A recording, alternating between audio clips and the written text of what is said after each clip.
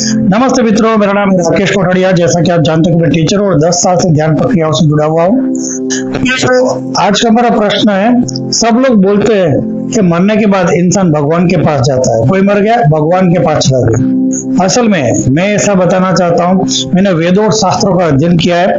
मरने के बाद कोई भगवान तक नहीं जाता। तो भगवान तक जाता कौन है, या सच में कोई भगवान की ओर जाता है या नहीं जाता? तो ये प्रश्न का हम जवाब ढूंढने की कोशिश करेंगे। वेद क्या कहते हैं, क्या इंसान मरने के बाद भगवान के पास जाते हैं तो फिर पुनर्जन्म होता है? ये हमें सबसे बड़ा रहस्य जो हम आज जानने की कोशिश करेंगे। तो ये समझने के लिए हमें नसीब को समझना होगा, हमें कर्म के रहस्य को समझना होगा, कर्म के सिद्धांत को समझना होगा जो भगवत गीता के अंदर श्री कृष्ण ने बताया हुआ। जैसे कि मैंने कुछ बुरा किया, उसका फल मुझे इसी जीवन में मिलना चाहिए। अगर मैंने अच्छा किया है तो उसका फल भी मुझे इसी जीवन में मिलना चाहिए। लेकिन कोई इंसान मरते मरते बहुत अच्छे अच्छे काम करके मर गया है तो उसके जीवन खत्म हो गया है, और उससे अच्छे अच्छे काम तो लास्ट में किए तो उसका फल उसको कैसे मिलेगा? अगर इंसान मरते मरते बहुत सारे बुरे काम करके और फिर मर जाए तो उसके बुरे कर्म का फल तो उसको मिला ही नहीं। तो मतलब अगर बुरे काम करते इंसान मर जाए और उसके बुरे कर्म का फल उसको नहीं मिल रहा है तो सिस्टम में कुछ गड़बड़ है। अच्छे काम कर करके मर जाए लेकिन अच्छे काम का फल उसको मिला ही नहीं, क्योंकि हर कर्म का फल मिलना जरूरी है। और अगर फल नहीं मिलता तो सिस्टम में कुछ गड़बड़ है, सिस्टम में कुछ कमी है। और भगवान कभी भी सिस्टम कोई गड़बड़वाड़ी नहीं रखते, कभी कोई सिस्टम में खामी नहीं रख सकते, क्योंकि खामी रखेंगे तो भगवान की ही खामी कहलाएगी। तो सिस्टम में कुछ गड़बड़ होना मतलब भगवान में गड़बड़ होना, भगवान के अंदर कुछ खामी है तभी तो वो सिस्टम प्रॉब्लम वाली क्रिएट कर रहे हैं। तो भगवान के सिस्टम में कोई गड़बड़ नहीं हो सकती। तो इसका मतलब ये, अगर कोई इंसान अच्छे अच्छे कर्म करके भी मृत्यु प्राप्त करता है तो पुनर्जन्म उसका होगा, फिर से जन्म होगा, जो अच्छे कर्म का फल उसको नेक्स्ट जन्म में मिलेगा। क्योंकि इंसान एंड तक कुछ ना कुछ तो कर्म करेगा ही। आप सोचोगे बैठ जाए शांति से, बैठ जाएंगे तो बैठेंगे तो सोचने का भी कर्म हो रहा है। तो इंसान सोचेगा तो सही, सोचेगा तो सोचने का भी कर्म हुआ, श्वास तो लेगा तो श्वास लेने का भी कर्म है। तो हर कर्म का कोई ना कोई फल होगा, और इंसान एक सेकंड भी बिना कर्म के नहीं रह सकता। तो मृत्यु के एंड तक, आखिरी सांस तक वो कुछ ना कुछ कर्म करेगा, कुछ ना कुछ बोलेगा, कुछ ना कुछ मन से, वाणी से, बुद्धि से कुछ ना कुछ तो कर्म करेगा ही, और उसका फल उसको फिर उस जन्म में प्राप्त नहीं होगा, अगले जन्म में प्राप्त होगा। अगर अगला जन्म ही नहीं होता है, जरूर गड़बड़ है। तो परमात्मा कभी भी सिस्टम गड़बड़ी वाली नहीं रखते। इसलिए हिंदू धर्म के अंदर पुनर्जन्म का सिस्टम दिया गया है, और सच में लॉजिकल है, क्योंकि हर कर्म के फल मिलने चाहिए, और जो कर्म के फल नहीं मिल पाते वो अगले जन्म में मिलेंगे।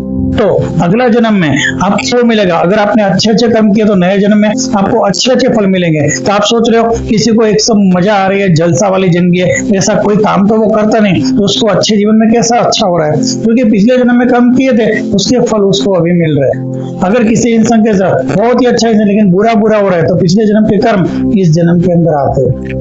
अब आप कहोगे कि ये किस तरह से हुआ? तो हमारे जो कर्म है वही हमारा भाग्य बन के आते हैं। नसीब नाम की कोई चीज है ही नहीं। भगवत गीता का पूरा भगवत गीता पढ़ लीजिए, 18 अध्याय के अंदर भगवत गीता ने कभी भी नसीब की बात नहीं की है। नसीब मतलब है क्या? हमारे पिछले किए हुए कर्म का जो नतीजा है वही है हमारा नसीब। पिछले जन्म में अच्छे कर्म किए लेकिन हमें याद नहीं।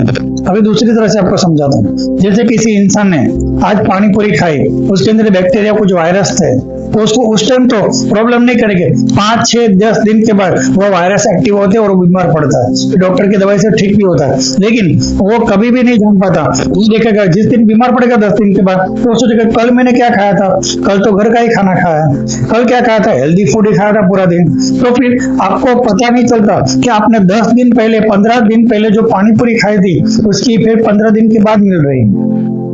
तो कौन से कर्म की इफेक्ट कब मिलती है वो हमें थोड़े पता चलेगा। हमारे साथ जो कुछ भी हो रहा है उसके कितने सालों पुराना, उन्हें बचपन में कुछ काम किया हो, बचपन में कुछ ऐसी घटना हुई जिसकी इफेक्ट आ जा रही है। तो हमें कर्म के सिद्धांत को बहुत ही गहन सिद्धांत माना गया। कर्मणा गति गहनम, ऐसा भगवत गीता के अंदर लिखा हुआ।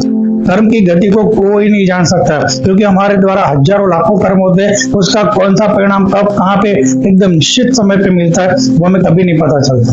तो जब हमें पता ही नहीं चलता कि हमारे कौन से कर्म की अभी यहाँ पे अच्छा या बुरा फल मिल रहा है, तो हम उसको नसीब मानते हैं। तो असल में नसीब हमारे कर्म का ही सिद्धांत है। अब क्या हो रहा है, मैं इंसान जीवन में अपने कर्म भोगने के लिए जन्म धारण करता है और पिछले जन्म के कर्म भोग ले नए नए कर्म करता है। तो पिछले जन्म को भोग रहा है, फिर पिछले जन्म के अच्छे अच्छे कर्म या बुरे बुरे कर्म को भोग रहा है, और इस जन्म भी चुप तो नहीं बैठा, कुछ ना कुछ तो कर्म कर ही रहा है। तो जब कुछ ना कुछ कर्म कर रहा है तो फिर से नया जन्म धारण करना पड़ेगा, क्योंकि इस जन्म का कर्म का फल नेक्स्ट जन्म में जब जन्मेगा तो फिर से इस जन्म के फल को धारण करेगा, उस कर्म का भोग लेगा। पर उसके बाद वो जो नए जन्म में कर्म करेगा फिर से नया जन्म, तो ये तो एक विष चक्र हो, उसमें से कभी इंसान बाहर निकल ही नहीं सकता। और जब बाहर नहीं निकल सकता तो परमात्मा तक कैसे जा सकता है, क्योंकि सिस्टम से बाहर है परमात्मा। क्योंकि परमात्मा सिस्टम में रहेगा तो परमात्मा के ऊपर भी यही रूल लागू पड़ेंगे जो परमात्मा ने दुनिया के सब लोगों के लिए, पूरे मनुष्य जाति के लिए, प्राणी जाति के लिए और तमाम जीव जंतुओं के लिए रूल्स बनाए, वो रूल्स उन पे भी लागू होंगे। तो परमात्मा रूल्स के बाहर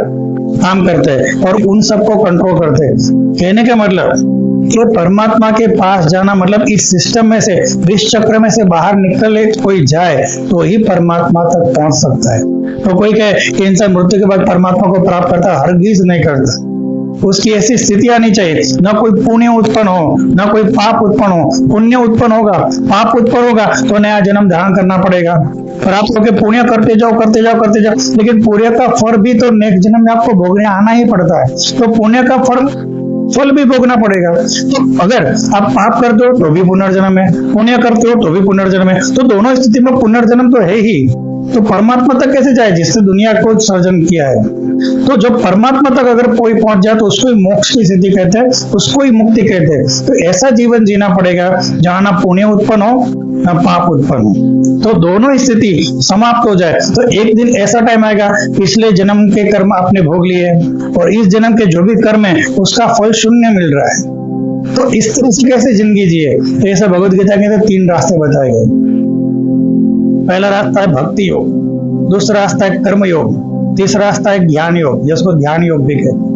तो अगर ये 3 रास्ते एकदम डिटेल में हम जाने, उसको समझे, तो हमारे जो पिछले जन्म के कर्म भी भोग लेते हैं और नए कर्म जो हम करते हैं वो शून्य फल देने वाला बनता है। तो ये 3 रास्ते अगर कोई अपनाता है, 3 में से कोई एक रास्ता, तो उस इंसान के पिछले जन्म के कर्म भी भोग लेता है और नए जन्म के कर्म जो करता है उसका फल शून्य मिलता है। तो पिछले जन्म के कर्म शून्य हुए और इस जन्म के सारे कर्मों का फल भी शून्य है, तो शून्य कर्म बचा, शून्य फल बचा, तो नया जन्म लेने का कारण ही नहीं बचता। तब इंसान पुनर्जन्म में प्राप्त न करके परमात्मा की स्थिति तक प्राप्त करता है, परमात्मा के लोक में जाता है, परमात्मा की मुक्ति की अवस्था प्राप्त करता है, परमात्मा में ही मिक्स हो जाता है, परमात्मा से जुड़ जाता है, फिर से उसका पुनर्जन्म नहीं हो सकता।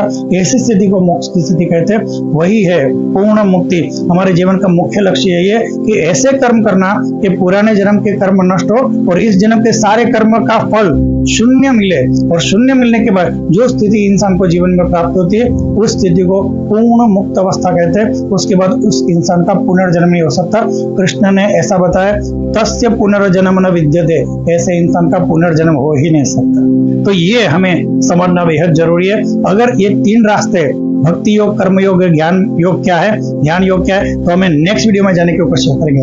अगर आपको ये वीडियो अच्छा लगा है तो शेयर और सब्सक्राइब कर सकते हैं। तो तीनों रास्ते किस तरह से काम करते हैं लॉजिकली आपको समझाऊंगा। तीनों में से कोई एक रास्ता भी अगर आप चुनते हो तो आपके पिछले जन्म के कर्म नष्ट होंगे और इस जन्म के कर्म का फल शून्य मिलेगा, और शून्य कर्म का जो फल है वो नया जन्म धारण नहीं करने देता, परमात्मा की स्थिति तक इंसान जाता है। यही हमारे जीवन का गूढ़ रहस्य है, यही गूढ़ ज्ञान है जो विज्ञान से भी ऊपर है। विज्ञान भी इसको भी संशोधन में नहीं ला रहा है, धीरे धीरे विज्ञान भी जानेगा कि शून्य कर्म नाम की स्थिति होती है। उस स्थिति में जाके इंसान को एकदम मुक्त की स्थिति प्राप्त होती है। जो हमारे संतों, तपस्वियों, हजारों लोग ऐसे हुए, बुद्ध है, महावीर है, कबीर है, मीराबाई है, तुलसीदास, कितने अनगिनत लोग ने आध्यात्मिक रहस्य, आध्यात्मिक विज्ञान को जाना और पूरे भारत देश का नाम रोशन किया। ऐसे दुनिया में आज भी लोग मौजूद है जो शून्य कर्म की स्थिति तक जी रहे और नया जन्म ही उनका नहीं है। और ऐसे भी स्थिति को, ये ज्ञान को सतत आगे बढ़ाना चाहिए। तो अगर आपको ऐसी वीडियो चाहिए तो शेयर और सब्सक्राइब कर सकते हैं। सुनने के लिए थैंक यू। जय गुरुदेव, जय गुरुदेव, जय गुरुदेव।